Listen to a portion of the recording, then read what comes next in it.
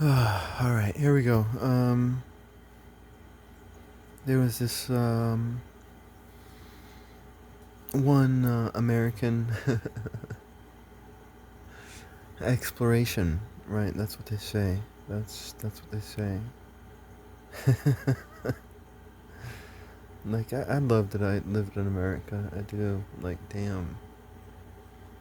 Like what magicians our founding fathers were. What magicians.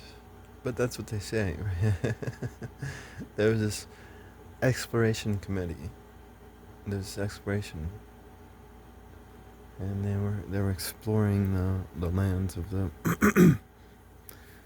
so-called Southwest of the United States, lands that had already been explored by the Spanish, and that had already been lived in by so many different peoples. But this one exploration committee, which was really a real estate company,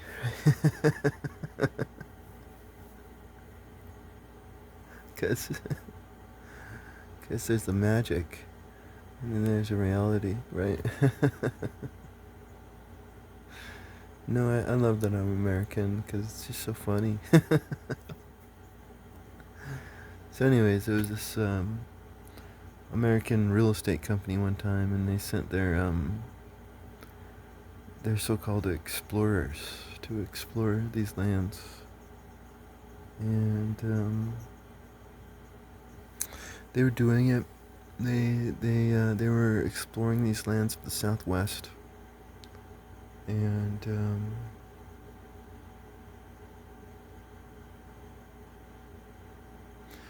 they were they came to this headwater. They came to this headwater, and they traveled. They could travel down one end of the headwater or the other. And so they traveled down the other, and that's the Colorado River. So they started traveling down this Colorado River, and they met this one Native American man, and he told them a story. It's a story that his people all knew all about, and it was a story of this one Native American man, and he like I forgot it. I do shit, but I remember the romance of it all. It's such a romantic story. But it was just this one Native American man, and he fell in love with this one Native American woman, and his life was just heaven, you know. Like why would you want to go to heaven when it's here on earth, right? And but she died, or she got missed. I don't know. And but she it's like I forgot the story, but it's like he knew she probably died, but he didn't want to believe it, right? And so he starts rowing up this Colorado River, rowing up the Colorado River, and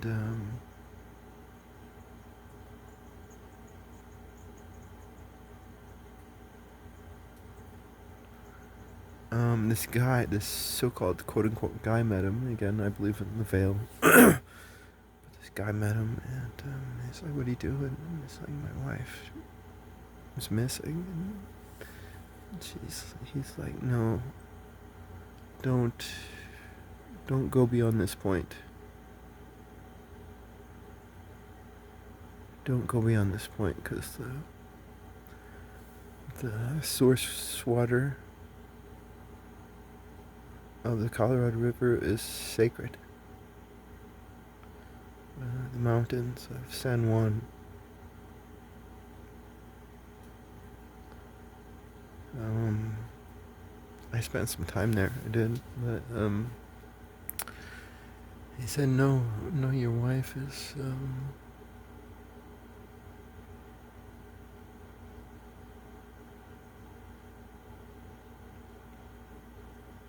Your wife is where you will be one day if you just can endure until the end, right? That's why I love the Torah. It just echoes throughout. There it is. Rev it up, baby. Anyways,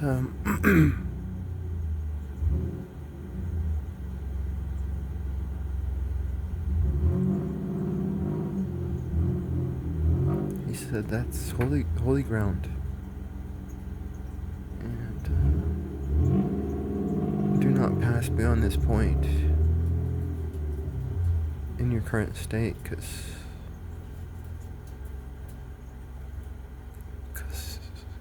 you can't step foot on holy ground if you're not holy.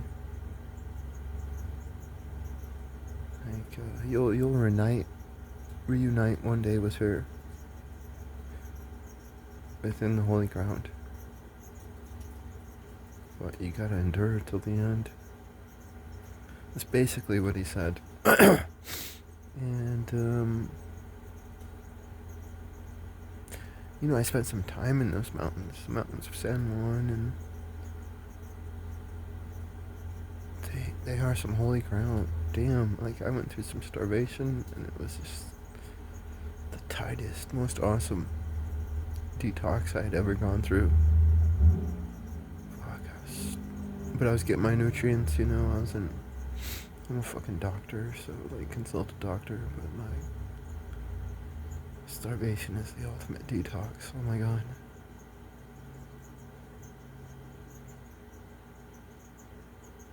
But it's like I was walking through the mountains of San Juan one time, and I really understood gratitude for the first time in my life. I did, because like I'm just wandering around. I'm just this wandering Apache, wandering through the world, and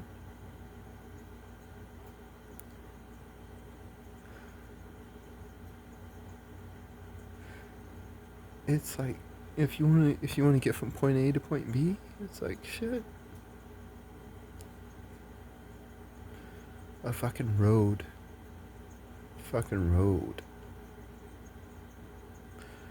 Cause like if you're just wandering around without no roads, then damn, you can really appreciate a road if you want to get from point A to point B. But sometimes you don't want to get from point A to point B. You just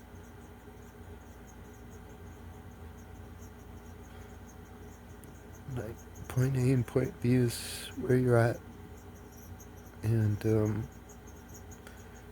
it's hard to walk without a road, but it's beautiful. So fucking beautiful to walk without a road. But it's beautiful to walk with a road too, and you really appreciate it. And it's like we take so much shit for granted, We take so much shit for granted. It's like the first Roman road that was created by this like MAGA Roman aristocrat.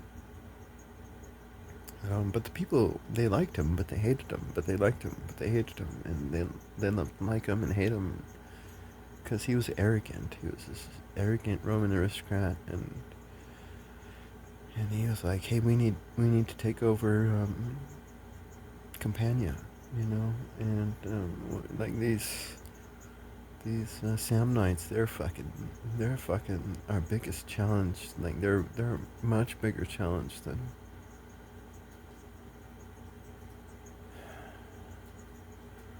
the Punes ever were. The Samnite wars, damn. Like Livy will tell it to you, because damn, because the Samnites were so much like the Romans. They were hardy city country folk. They were hardy. They were whole, and they were the hardest challenge that Rome had ever faced. Hardest and had ever or will ever face. because the Samnites were so much like the Romans. They were men. They were the real challenge. The manly challenge. And Rome overcame, but it's like this guy, he was like, fuck, we need a road. And everybody's like, what's a road? And he's like, I'll show you what a road is. Just build it, bitches.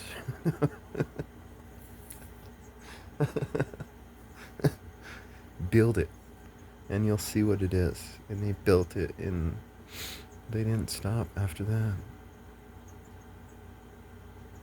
They just kept building and building until those roads turned against them.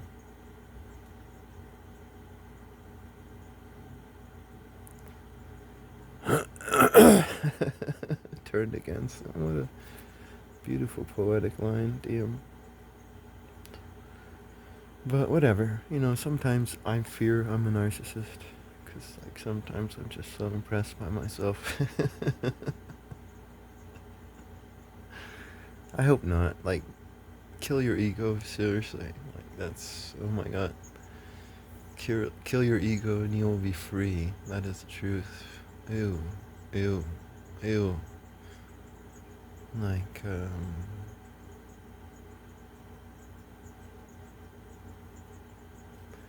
right now I'm just enjoying life. And, I'm not trying to be over anybody. Like, it's nice to not have any enemies. It's nice not to try to have to be better than anybody. Ew. Better than you. Ew.